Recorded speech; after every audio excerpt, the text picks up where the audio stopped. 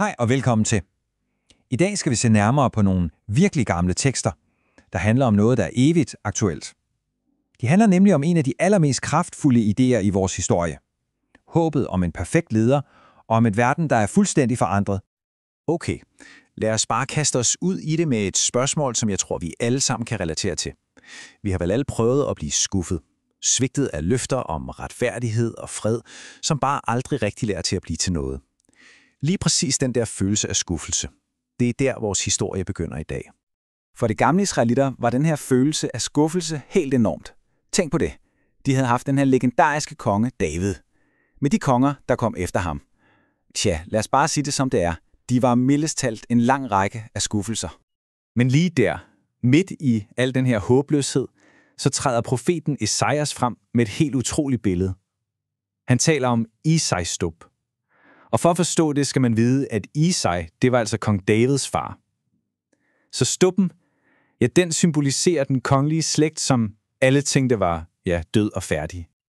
Og pointen er jo lige præcis det, at selv fra noget, der ser helt dødt ud, kan der spire noget nyt og helt uventet frem.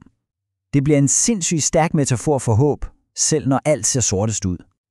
Okay, så hvem er det her nye skud så? Hvad er det for en leder, der er tale om?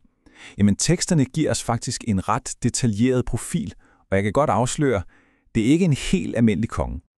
Og det er her ordet Messias kommer ind i billedet. Oprindeligt betød det jo bare den salvede, altså enhver konge, der var blevet indsat med olie. Men med tiden ændrer ordet fuldstændig betydning. Det går fra at være en titel for enhver konge, god eller dårlig, til at betegne den her ene, helt særlige, ideelle hersker, som alle ventede på. Hans magt skulle slet ikke komme fra store hære eller våben. Nej, den skulle komme indefra, fra nogle helt særlige, guddommelige gaver. Og læg lige mærke til den der med herrens frygt. Det lyder måske lidt voldsomt, men det handlede slet ikke om at være bange. Det betød snarere en dyb respekt og tillid, altså at han ville regere på en måde, som Gud ville have ønsket det. Og her ser vi jo virkelig, hvor radikalt anderledes han skulle være. Tænk lige over det. Ikke dømme folk på deres udseende eller på sladder. I stedet skulle han dømme de fattige med ægte retfærdighed og træffe beslutninger baseret på, hvad der var rigtigt for de svageste. Det er jo en total omvæltning af, hvordan magt normalt fungerer. Men okay, det stopper slet ikke her. Løftet handler nemlig kun om en bedre hersker. Det handler om en fuldstændig forandret verden. Og den vision, der bliver malet op for os, den er altså ret vild. Esajas begynder at male et billede, der for os lyder, fuldstændig umuligt. Det er en verden, hvor selve naturens love er vendt på hovedet. Pludselig lever rovdyr og byttedyr side om side i total harmoni. Og hvem er det så, der leder dem? Den stærkeste? Nej, den allermest sårbare, et lille barn. Det er jo et billede på en verden, hvor hele magtbalancen, som vi kender den, er fuldstændig opløst. Og det bliver bare endnu vildere. Et spædbarn, der leger ved en slanges hule, uden fare. Hvad det her billede virkelig fortæller os, er, at frygt og vold simpelthen er forsvundet fuldstændig. Men det er jo klart, det her skal ikke tages bogstaveligt. Det er ikke en lektion i zoologi. Tænk på det som en fabel. Dyrene bliver brugt som symboler til at fortælle noget dybt om os mennesker. Løftet handler om en fremtid for menneskeheden, hvor der er fred, hvor vi tager os af hinanden, og hvor ingen udnytter eller skader andre. Okay, så i flere hundrede år var det her bare et håb, en drøm, langt ude i fremtiden. Men så, pludselig, dukker der en ret dramatisk figur op ude i ørkenen. Og han kommer med en vild udmelding. Ventetiden er over. Det er Johannes Døberen. Og han kommer altså ikke med en lang, kedelig filosofisk tale. Nej, han kommer med en kort, kontant besked, en ordre. Han er budbringeren, Herolden, der råber ud, at den tid, alle har ventet på, den messianske tidsalder, den er lige på trapperne.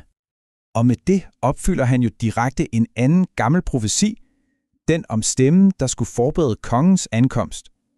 Så når han råber, omvend jer, så er det ikke bare en løs opfordring. Det er et kald til handling. Gør jer klar, forbered jer, ændre jeres liv, for nu sker det. Men Johannes er også meget klar i mailet om, at han kun er forløberen. Hans dåb med vand er bare en forberedelse. Den, der kommer efter ham, er i en helt anden liga. Han kommer med Helligånden og ilt. Det er et billede på en endgyldig dom og renselse, lidt ligesom en landmand, der bruger ild til at brænde avnerne væk og kun beholde den rene hvede. Så vi har altså de her ret vilde gamle historier. Men helt ærligt, hvad har de med os at gøre i dag flere tusind år senere? Hvorfor er de stadig relevante? Jamen her giver apostlen Paulus os faktisk nøglen. Han siger, at hele grunden til, at de her gamle tekster overhovedet er skrevet ned, er for, at vi kan lære af dem. De er skrevet for at give os håb, udholdenhed og trøst.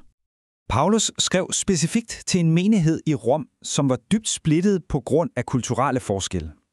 Og hans pointe var, I skal tage imod hinanden på præcis samme måde, som Messias tog imod hele menneskeheden. Altså den store drøm om en forenet verden, den starter lige her hos jer i jeres eget lille fællesskab. Og den her idé, den forsvinder ikke. Den giver genlyd op gennem historien. Fra Esajas for næsten 3.000 år siden til Paulus og helt op til 1963, hvor Martin Luther King Jr. i sin berømte I Have a Dream-tale bruger præcis de samme billeder fra Esajas. Det viser jo, at det her ikke bare er tør teologi. Det er en levende vision om retfærdighed, der rent faktisk har skubbet til verden og skabt forandring. Og det bringer os frem til det sidste spørgsmål, vi kan tage med os. Hvis en næsten 2.800 år gammel drøm om en verden, hvor løven og lammet lever side om side, kunne inspirere en af det 20. århundredes største bevægelser for retfærdighed, hvad kan det samme stærke håb så inspirere os til at gøre i dag?